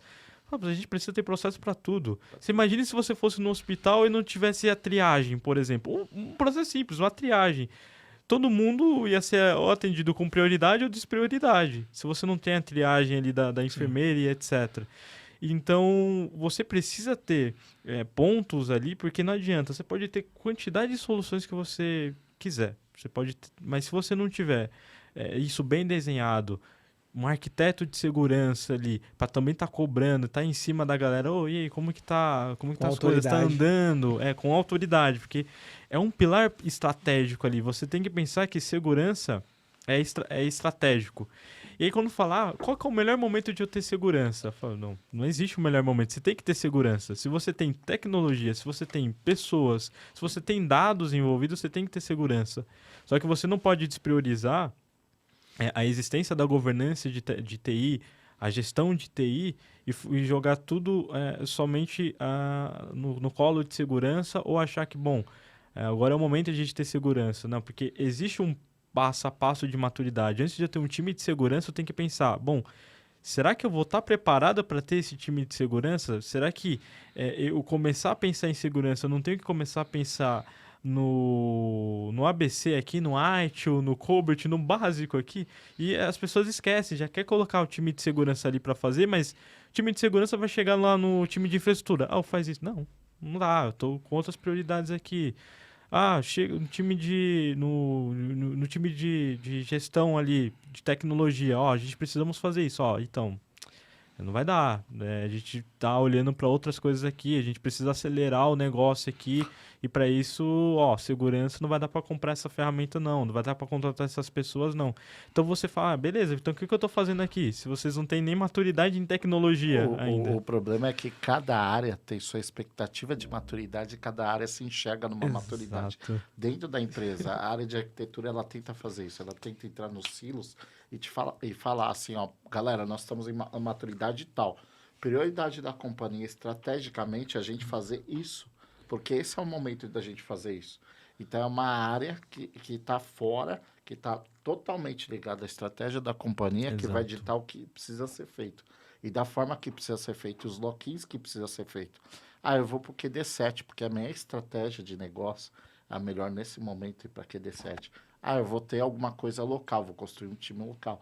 A minha estratégia melhor nesse momento aqui, que a gente avaliou, é não fazer o lock-in com parceiro. Ou vou ter um lock-in com 2, 3 parceiros. Polêmico agora. Os outros silos ouvem os arquitetos ou isso, via de regra... Tem que ouvir, porque o que acontece?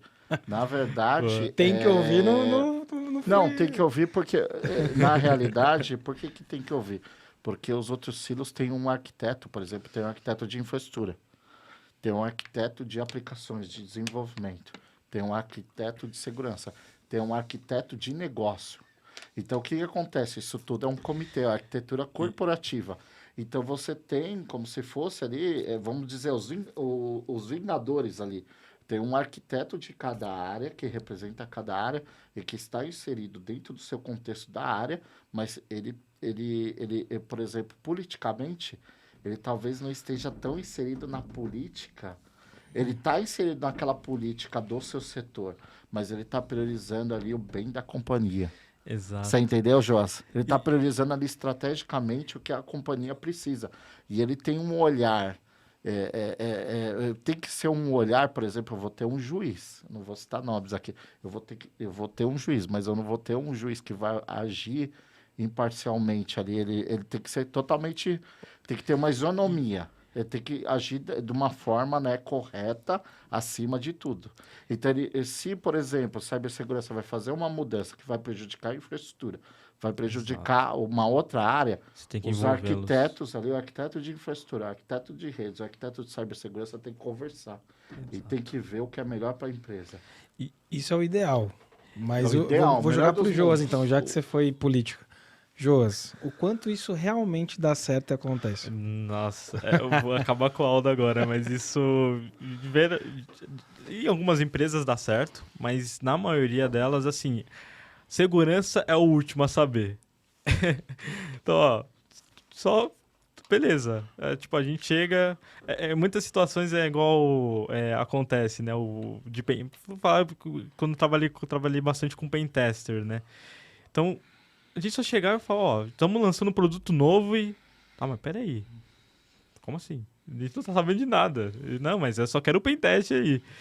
Pô, peraí, mas vocês desenvolveram os arquitetos, vocês desenvolveram os Sim, AppSecs, mas não Pularam todas as acontece, etapas. pula todas as etapas. Por quê? O que acontece? Lá em cima chega e fala, não, a gente precisa lançar porque essa é novidade O do negócio mercado. precisa. O negócio precisa. E O time board to de market negócio é muito definiu. agressivo. Aí o que, que você tem que ter? Você tem que ter uma jornada para encaixar, por exemplo. Quando começa a fazer demanda e projeto, tem que passar pelo comitê de arquitetura. Sim. Tem que passar pelos Architect BPs. Os BPs são os analistas de negócio, depois eles têm os Tá, arquitetos mas de aí vem solução. top-down e fala, amigão, precisamos bater a Não, meta. quando vem top-down, tudo bem. A gente tem um acordo aqui, ó. Existe o risco foi levantado e veio o top-down. A gente Mas não precisa é o ideal, fazer. né? Não é o ideal. A gente documenta, tem a exato. carta de risco.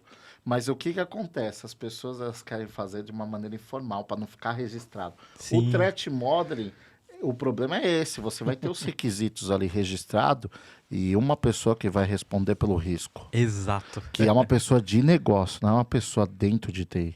Então, por isso que o pessoal não gosta de fazer threat modeling.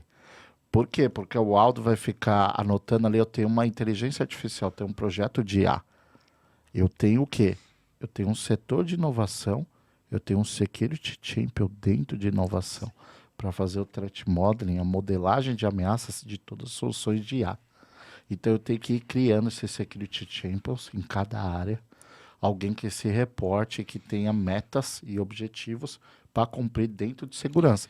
Porque só um arquiteto ele não vai dar conta. Então ele Exato. tem ali todo um time Sim. envolvido que é o Security Champions, né? Que é envolvido. E eu tenho até uma lição Nessas aprendida tarefas. do Red Team em arquitetura. Porque por isso que eu falo, Red Team não tem que só trabalhar com Blue Team, ele tem que trabalhar com todas as áreas.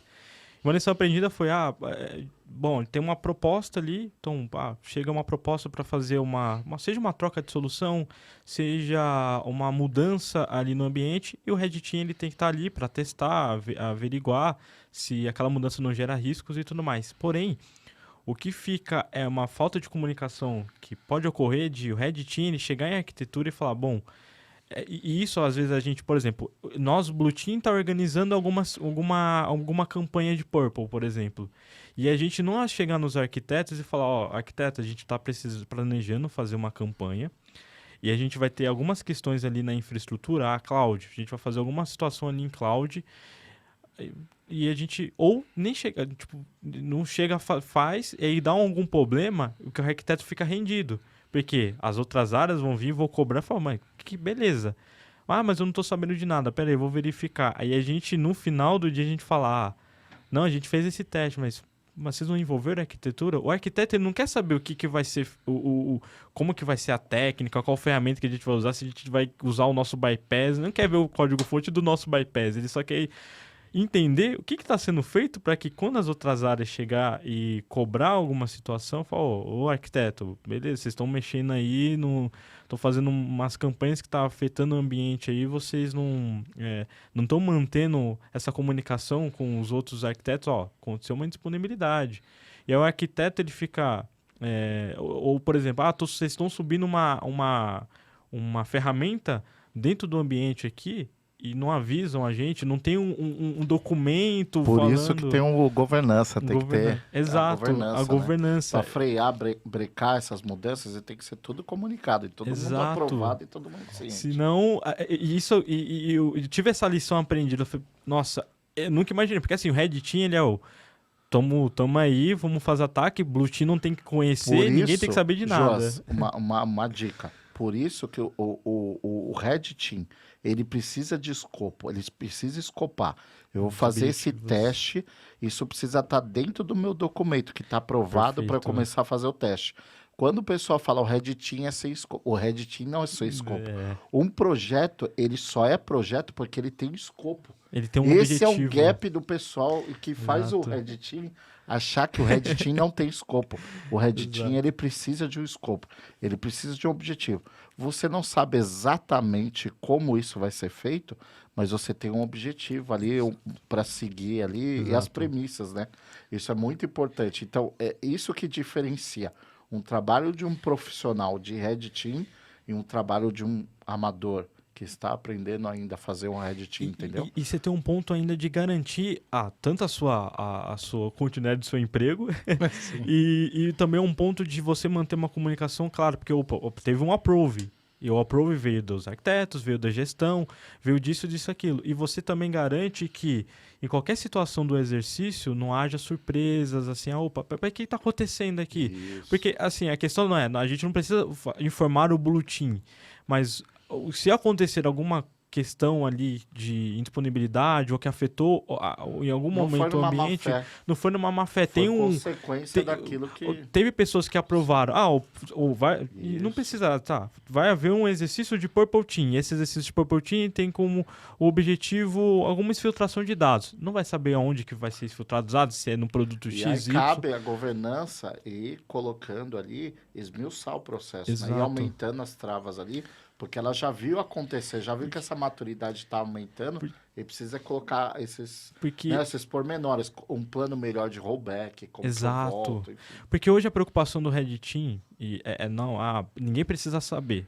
Não é necessário... O time ele não precisa saber o que vai ser feito com detalhes. Vamos usar essa técnica, essa. Não. Ele só precisa saber o que vai acontecer, para eles estarem preparados. E eu acho muito interessante isso, porque a gente acaba não envolvendo muito bem a arquitetura nesse sentido. Para a arquitetura nos defender numa situação, peraí, vocês não vai acontecer alguma questão, uma mudança estrutural na empresa, e a gente foi chamado para testar, mas a arquitetura não está sabendo disso. Aí chega lá numa questão, numa reunião, fala, a gente fez... peraí, eu não estou sabendo de nada, vocês estão fazendo uma mudança dessa e não envolveram segurança, não fizeram uma revisão de arquitetura. Eu me colocando, eu já fui de Red Team, hoje eu sou arquiteto, então é muito fácil para eu localizar onde está o problema disso. Red Team precisa se alimentar mais estrategicamente das coisas que envolvem que a arquitetura sabe, e a arquitetura precisa saber mais a respeito de Red Team.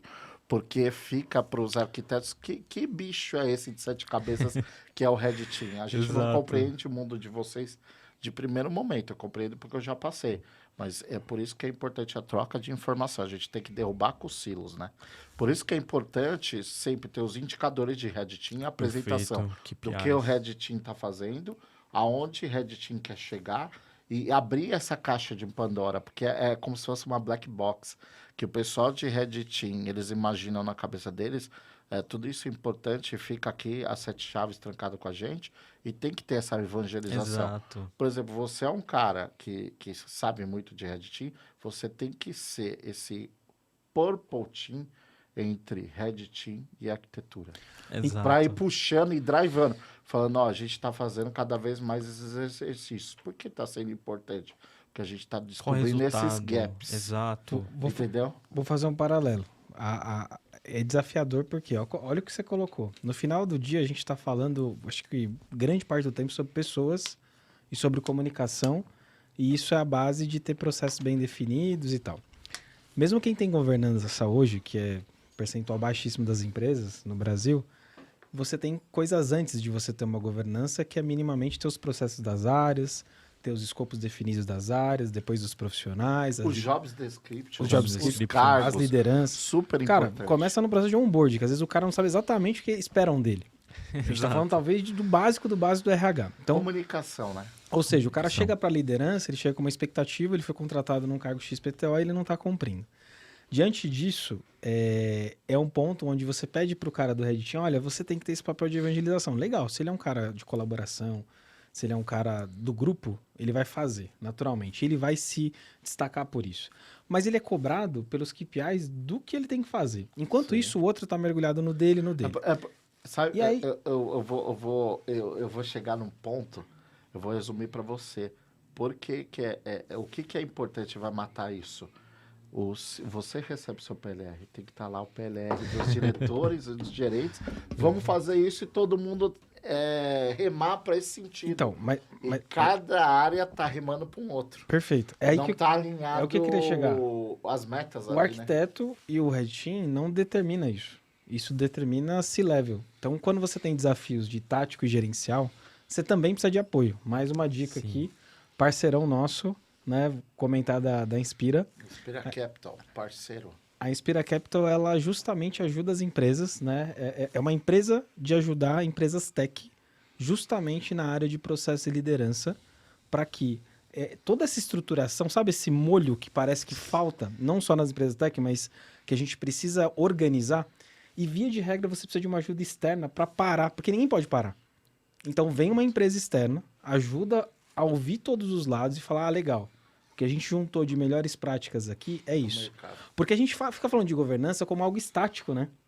Cara, as coisas estão acontecendo numa velocidade absurda. Então, às vezes a gente não consegue, mesmo as grandes empresas... E né? a gente está contaminado naquele Exatamente. ambiente. Precisa de um olhar fora. Fora. Que Exato. já bebeu de várias fontes, às vezes de outros negócios, para falar assim, cara, olha, tem uma melhor prática aqui, o que você acha de a gente colocar? Então, o grande né, slogan dos caras, por isso que a gente traz eles aqui, é justamente de o braço direito do gestor. Porque liderança é muito solitária. Sim. Porra, eu tenho a responsabilidade do KPI, do que o negócio espera de mim, e eu tenho meus liderados que eu tenho que ser parceiro e desenvolver os caras. Então, a ideia é que os caras ajudem nisso. Então, eu quis trazer isso porque, gente, é incrível. A gente tá falando nos bastidores do Josi. Falei, Josi, você tem assistido os episódios anteriores? Dá um feedback pra gente. A gente acaba naturalmente, né, Aldo? O Aldo conhece tecnicamente absurdamente. Eu sou um cara mais de negócio. O Josi é um pouco dos dois. E hoje a gente acabou falando muito de pessoas, muito de processos, muito de comunicação. A gente não fugiu da área técnica. Obviamente que quem nos ouve, principalmente da área técnica de cibersegurança. Mas, cara, olha quanto é importante olhar para pessoas em um momento que tá todo mundo gerando conteúdo do quê? De IA. Sim. IA. Se a gente não tá fazendo o básico, ou seja, como que eu vou acomodar uma tecnologia de IA, seja pro que for, sem o que o Aldo comentou lá no início.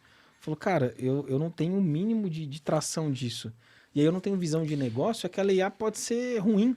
Exato. Que a IA tem que se alimentar do negócio. A IA ela não vai aprender o negócio sozinha. Hoje você tem que alimentar a IA com questões de negócio. Se você não alimenta a IA com o negócio em si, com o seu negócio, ela vai se tornar ineficaz. Sim. Então esse é um ponto. Você citou esse ponto da IA e é muito para qualquer outra área. Não adianta. Falar de Red Team, beleza, joga lá, pede pro ChatGPT gerar falando mais tecnicamente, um shellcode runner. Ok, vai gerar, mas ele vai gerar com as boas práticas e o que reflete a sua necessidade naquele momento? Não, não vai. Porque no princípio você vai gerar um shellcode runner, mas você tem que criar o shellcode. E para isso você precisa fazer um estudo do ambiente que você quer atacar. Então, vou usar IA para fazer um processo de arquitetura aqui, me ajudar no processo de arquitetura, mas você tem que alimentar ela antes para ela entender o objetivo que que a arquitetura quer levar para o negócio e como quer defender a segurança ali. E a mesma coisa para as outras áreas. Então, é muito desse ponto.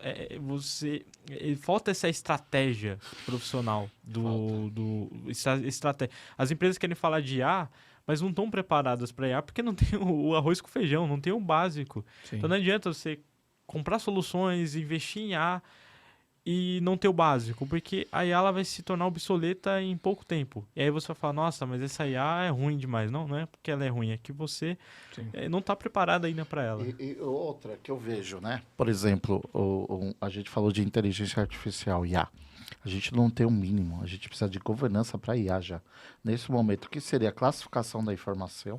O que é crítico, o que é alto, o que é médio, o que é baixo. O DLP para proteção, as regras da área de classificação ou do DPO, da área de privacidade dos dados, eles precisam falar o que é crítico, o que é informação crítica, o que é alto, o que é baixo, e precisa configurar no DLP para prevenir aquele vazamento. Porque se eu uso um dado da minha empresa, que é potencial, um dado do negócio do meu business, e treinar esse modelo de inteligência artificial, isso vazar, for treinar um outro modelo, por exemplo, um ChatGPT 4, os dados que eu estou treinando ali, que eu estou inserindo no meu modelo, vão vazar para fora. Então tem que ter esse controle, essa Sim. governança, não tem jeito. Uma governança de dados é muito importante. Governança dos dados. E as empresas não têm, a maioria das empresas não tem essa classificação, não sabe... É o básico, né? É o básico. Então, aquilo que eu estou gerando com a inteligência artificial não é o que a minha empresa precisa, são dados fictícios, são dados que não são reais. Exato. Porque eu não tenho esse básico ali que eu customizei ali, Sim. por exemplo, que eu coloquei ali nos níveis de informação que precisa, né? E tá saindo dado ali plotado que não é real. Sim, Eu estou trabalhando com informação que não é real. Gente, eu vou cortar vocês pra gente... A gente tá se aproximando dos últimos minutos. Incrivelmente, a gente bateu um tempão aqui. E eu A gente queria... ficava mais um mês. Não, fácil. E parece que a gente só começou, né? Sim. E então o Joas já tá convidado, como O outros... Joás escapou aqui pra do voltar. caderno. Aí, Escapou. Mas, cara, perguntas mais capciosas. vamos aí, dar um Joás. presente pra quem ficou até agora assistindo? Tem uma pergunta que a gente sempre faz e a gente não fez. Eu falei, cara, dá tempo de encaixar nos últimos minutos. Joas, um caso daqueles que você fala assim, nossa, isso aí não podia comentar em lugar nenhum. Obviamente sem nomes de lugares ou pessoas, né? Que você queira compartilhar e falar assim, cara, ou um caso de muito sucesso ou de muito insucesso que você viu acontecer, que você experienciou e que quem nos ouviu fala, caramba, velho, foi bom. Claro, não vai comentar de NDA, né? De NDA você sabe que você tem sim. guardado O que você aí, puder. não pode. O que você pode, até como alerta para conscientizar outras pessoas a respeito de Red Team, enfim, do que você vê em cibersegurança, né? Ótimo. Falando de casos, eu vou pegar um caso que não é diretamente comigo, mas foi um caso que um amigo meu compartilhou e depois isso acaba se tornando um pouco público. Entre a comunidade em si, de alguma forma, mas é muito naquela... O ponto você... colocando um contexto, é você ter prioridades, você não ter prioridades com cibersegurança. Então, quando você não tem prioridades com cibersegurança, você toma decisões erradas. E que essas decisões erradas acontecem da seguinte forma. Ou eu invisto em soluções de cibersegurança que elas não vão gerar um retorno adequado para o meu negócio, ou seja, não converge não conversa com o meu negócio. E com isso, acontecer incidentes cibernéticos e você ter toda a omissão daquele você ser omisso naquele incidente, você não ter sua parte culpa daquele acidente, daquele incidente acontecer. E isso acaba refletindo mais para os colaboradores em si do que para a alta gestão, porque quem estava administrando as soluções no final do dia era o colaborador XPTO. E aí o que acontece? Há um incidente, há um problema que foi detectado, mas os responsáveis ali, quem foi responsabilizado foi ser os colaboradores. E aí você entra num ponto muito delicado, porque quando a gente fala de alta gestão, a gente fala de C-levels, eles estão ali na linha de frente de tomada de decisões. Então, o que acontece? Deixando nesse ar mais genérico possível. Você que é CISO, CIO ou até CEO de uma empresa, o que você tem que pensar é que quando você vai tomar uma decisão, essa decisão ela tem que ser... você tem... É uma decisão que você toma com base também na confiança que você tem nos seus colaboradores, porque eles testam, eles avaliam e chega até você, porém você tem uma responsabilidade compartilhada. Não adianta você colocar toda a sua responsabilidade aos colaboradores e achar, bom, eu arranjo novos colaboradores para a empresa e aí tá atacada, porque os problemas continuaram.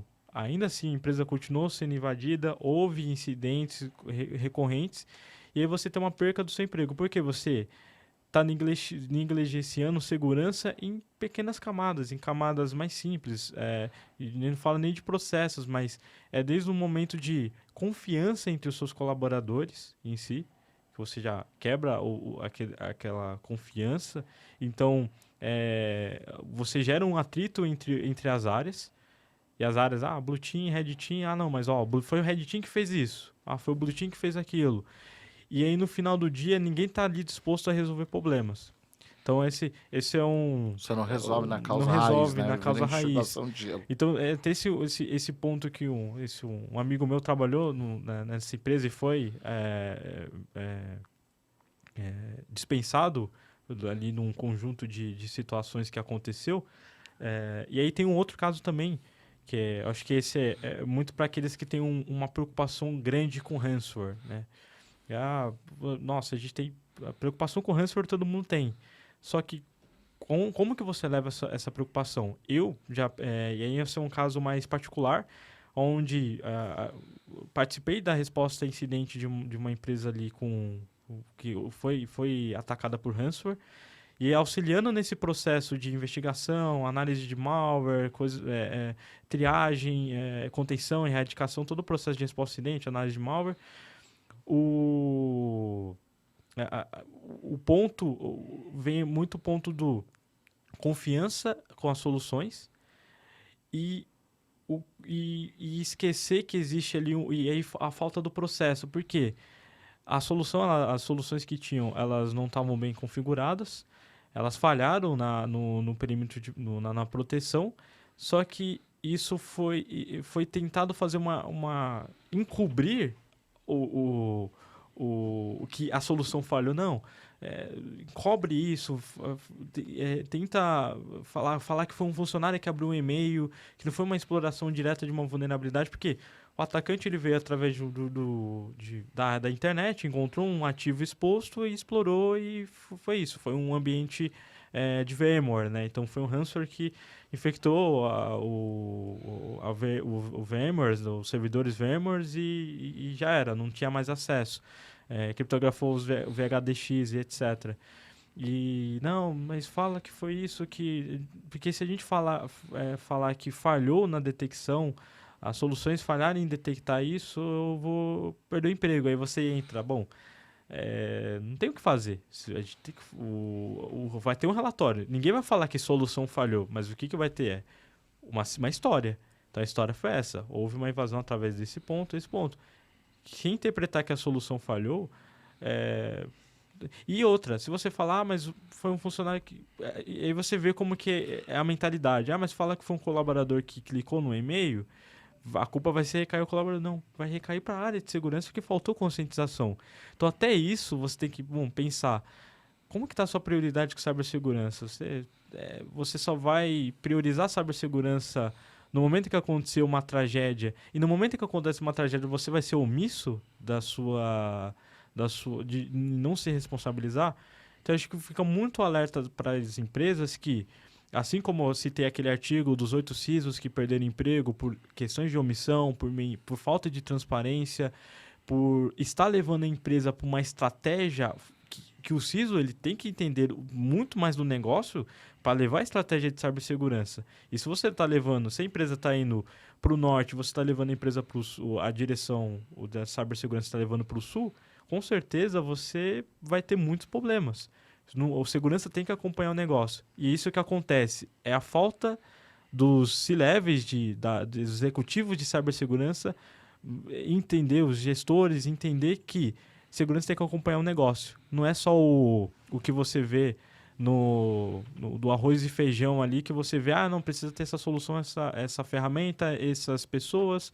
Não, você precisa acompanhar o negócio. E falta muito disso nos executivos. Entender o negócio, eles mesmos encaminhar a segurança com o negócio junto. Cultura, né, cara? Cultura. Mas eu acho que não só sobre os CISOs, a gente está vendo esse cenário acontecer, né? Você falou muito dos CISOs, mas às vezes é o dono da empresa, cara. É a empresa. Sim, total. Então, você tem que falar um não no momento ali, travar, falar não. E, por exemplo, você é um cara que eu tenho certeza que isso não vai ocorrer, de você ter sua ética corrompida. Isso. Porque você é um cara que estudou, você vai prezar pela história real. Exato. E se isso acontecer, você, cara, vou falar real. Exato. Sim. Você tem que... É parte da sua ética. Não tem muito o que acontecer. E me perguntar, o Red Team, como que eu seja ético no Red Team? Cara, escreve uma carta de risco, ninguém tá aceitando risco, escreve a carta, manda no e-mail, copia todo mundo. Eu já fiz isso em situações. Ninguém ia aceitar o risco? Manda um e-mail, acabou. Isso. Aí, mas tá lá, meu laudo lá, minha carta. Mas foi... Não, mas beleza, tá ali escrito que eu não sancionei. Eu fiz os testes, for-me cabível a pedir, a solicitar um teste específico, mas eu não sancionei. Eu coloquei os problemas ali. Quem seguiu, porque quis. Sim. Mas a minha responsabilidade já foi ali, tá uma carta minha sobre risco. E é isso. Cara, deu nosso tempo, infelizmente. Vocês vão ter que marcar. Joas, já tá combinado, cara. É só você falar sim. Sim. E, cara, vamos fazer uma parte 2. Eu acho Com que essa parte certeza. 2 deu um gancho gigante pra cultura. A gente falou muito em governança, mas tem uma coisa que ela permeia desde o day one da empresa, que é a Sim. cultura organizacional, que via de regra é top-down.